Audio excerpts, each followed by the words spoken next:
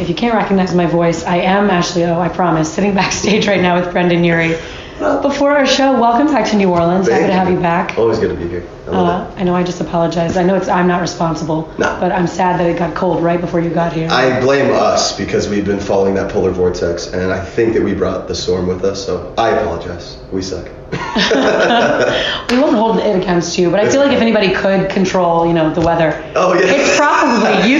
Yeah, I guess me saying that makes it sound arrogant, like I have all this power, like I brought the storm. Yeah. No. I feel like a lot of people would buy it. They're like, yes, I knew it. I knew all the time that he has supernatural power. Magic, dude. What can I say? Magic. We've known it all along. What else are you bringing in addition to like crappy weather for us? Oh, geez. Well, this show, it's been the craziest show that we've done so far. Like, I get overwhelmed every night right before I get in my little human toaster, spoilers, and when I'm sitting in this little glass case of emotion, and I just hear... You become Ron Burgundy. I become Ron Burgundy. I can't contain it, and I start drinking milk in the heat. It's really bad, but I just like get, astonished at the reaction from the crowd, because I'm looking out, I'm seeing like younger kids, older families, like it's gotten so broad now in such a great way that I try not to like choke up at certain moments on the stage. I'm supposed to be like a rock star and like compose, but whatever. Sometimes it happens, Well, it's good to know that you're a human and you appreciate how it's evolved. And yeah, absolutely. Because it is really cool, as someone who's been following you since the beginning. Yeah. Then hearing like 12-year-olds that are just now jumping on. Because there's kids who aren't even as old as the band has been going. And sure. That's that hasn't happened in the past. So now it's at the point where, almost 15 years that I've been doing Panic, and like, that's so mind-numbingly awesome. Like I don't even know how to put it into words. It's kind of ineffable. I guess that's the word to use. It's crazy.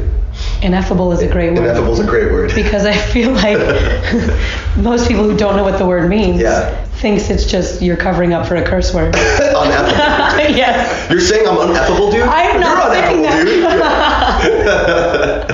It's a real word. It's a real word. Right. Google it. We'll spell it for you later. I'm not trying to be a jerk. Look, you learned something today from Brendon Urie. He's not just, a weather controlling superstar.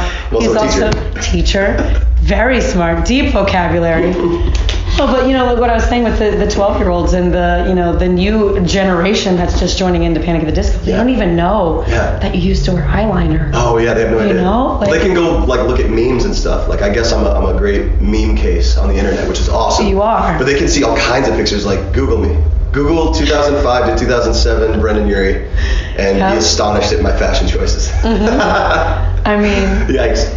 How often do you look back and you're like, what was I thinking? I have like scrapbooks and stuff at home, and like I don't, no one's gonna believe me just because it came out of nowhere, but I don't Google myself, and so I feel like if I did, it would just be memory lane. But I'd actually be curious to see like what the top pictures are. That would be interesting, but. We can sit together at some point if you want to make that part of your prep. Yeah. I'm like, that's terrifying. You know what? We're going to take this audio-only interview and turn it into us just sitting together looking at my phone. Oh, what a nightmare. At memes and GIFs of just you and just narrating them. I would cry out of joy. It would be so funny to look at how bad. Oh my God, that's amazing. And you say about how it ranges and it's kind of touching. I did have a listener say, ask him if I'm going to be the oldest person there at 46. No.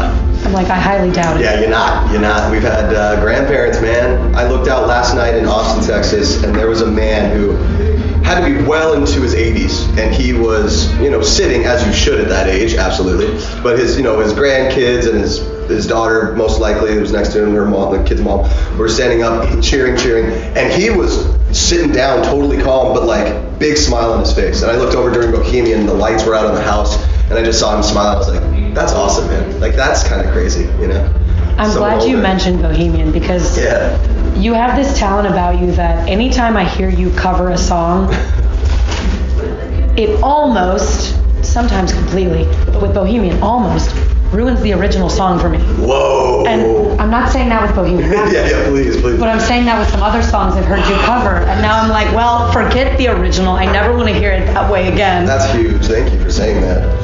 We love to do covers, It's fun. But you put such a different twist on everything you touch, and I'm just like, well, if I thought that other person was talented before, like the range is just not there. There was so much untapped in the original. I appreciate that. It's just fun. Honestly, like that's the only reason we do what we do, because it's fun. We started doing Bohemian because it was fun to do. We just love that song. We started doing it in soundcheck, and I was like, we're not doing this song justice. Maybe I should actually build the tracks out, and we should really learn this song. So we did. But it's, we just do it because it's fun. Like we're just fans of other music. Sure. When you play your own stuff a lot, like you want to play other people's stuff. So that's what soundcheck becomes like. You can hear our guy line checking right now. Sure. Little Yeah. Huey Lewis in the news. 6 o'clock this morning. It's good stuff, dude. I was just gonna let you go because I just said how much I love your covers, and I was like, I want to hear a Panic Huey Lewis cover. Oh my god. Is there a song out right now that you like listen to and not only want to cover, but you're like, dang, I wish that was my song to begin with. I wish I had done that. Yeah, I just got 2 nights ago. I bought the Ariana Grande album, and that song "Break Up with Your Girlfriend" on board. I was like, dude. Not only is that a genius lyric and like the writing is so tongue-in-cheek, it's so great, but the melodies are insane. The beat is dope. It's just like, oh man, I love Ariana. She's great. Are you hinting that maybe we would one day get an Ariana Panic collab? Man. Well, no, nothing's been talked about. We DM'd each other. We were like, yo, I love your voice. I just told her flat out. I was like, you are so immensely talented. Just have a good, happy new year, I just am a big fan. And she reciprocated, and I was really kind of floored a little bit, just as a fan of hers. I was like, man, that's really cool to hear that from somebody that you admire, But no, we haven't talked about collab. Ariana, get at me.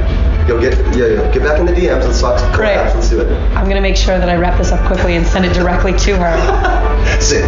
Look, when it happens, can you just maybe invite me to be a fly on the wall? Because look, I'll hire you as a camera crew. If I'm kind of, part of the puppet master in this, I just want to be there because you get 10%. That's what it is. Oh, I wasn't even gonna ask for money. I just wanted to watch and get a sneak peek. But okay, sure. That would be.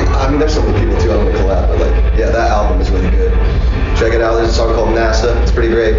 It's sexy. You're such a great plug man for something that has no... Guys, she needs the help. She's got no. Right. Nobody knows who she is. She's got. Flying under the radar. She has no exposure. I'm just trying to help. Right. A starving artist. But did you ever think, back in, like I say, guy liner days? Yeah. That you would be in the same, musical circles as someone like Ariana Grande? Never.